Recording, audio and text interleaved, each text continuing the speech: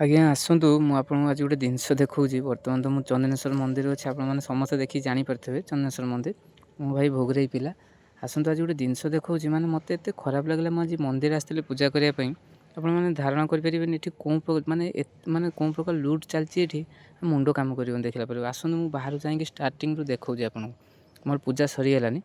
ପୂଜା ସାରିକି ମୁଁ ପୁଣି ଭିଡ଼ିଓ ପାଇଁ ପୁଣି ଭିତରୁ ପଶିକି ସବୁ ଦେଖିବା ପାଇଁ ଭିଡ଼ିଓ ଗୋଟେ କରୁଛି। ଦେଖନ୍ତୁ ଏପଟୁ ଦେଖନ୍ତୁ, ଆମର ମ୍ୟାଡ଼ାମ୍ ଏଠି ବସିଛନ୍ତି। ମ୍ୟାଡ଼ାମ୍କୁ ଏଇଠି ବସାଇ ଦେଇଛି ମୁଁ। ମ୍ୟାଡ଼ାମ୍ ଆସିଥିଲେ ସାଙ୍ଗରେ, ମୋ ଝିଅ ଆସିଛି, ଝିଅକୁ ବସାଇ ଦେଇଛି।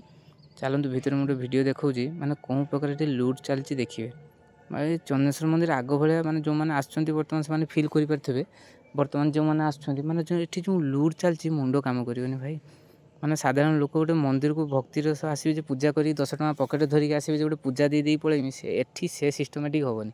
ଏଠି ମାନେ ଗାଣ୍ଡି ମାରୁଛନ୍ତି, ମାନେ ପୁରା ଅଲଗା ପ୍ରକାର। ଏଠି ଯେଉଁ ସାଇଡ଼୍ରେ ଦେଖୁଛନ୍ତି, ଏମାନେ ଷ୍ଟାର୍ଟିଂରୁ ଏଇଠି ମୋତେ ଧରି ପକେଇ ଭାଇ ଟିକେଟ୍ କର ହେବନି। 50 ଟଙ୍କା ଷ୍ଟାର୍ଟିଂ ଟିକେଟ୍ କରିବା ପାଇଁ ପଡ଼ିବ।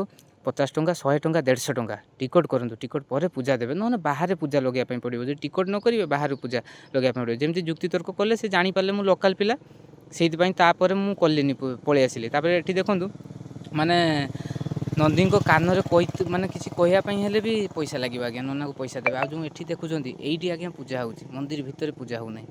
ଏଇଠି ସବୁ ଗୋଟେ ଖୁଣ୍ଟକୁ, ଆଗରୁ ଏମିତି ସିଷ୍ଟମେଟିକ୍ ନଥିଲା। ବର୍ତ୍ତମାନ ଗୋଟେ ଖୁଣ୍ଟକୁ ସିନ୍ଦୁର ଦେଇକି ସେଇଠି ଡୋଲା ଲଗାଇବେ ଆଜ୍ଞା। ଏଇ ଯେଉଁ ପିଟୁଛନ୍ତି ଏଇଠି ଡୋଲା ଲଗାଇବେ, ଏଇ ମାନେ ପୂଜା କରିବେ। ମନ୍ଦିର ଭିତରକୁ କିଛି ନାହିଁ। ମନ୍ଦିର ଭିତରୁ ଯିବେ, ଜଷ୍ଟ ଡାବ ଏକା ନେଇକି ଗଲେ, ଯଦି ଢାଳି ଦେଇକି ପଳେଇ ଆସିବେ ଭଗବାନଙ୍କ ଉପରେ।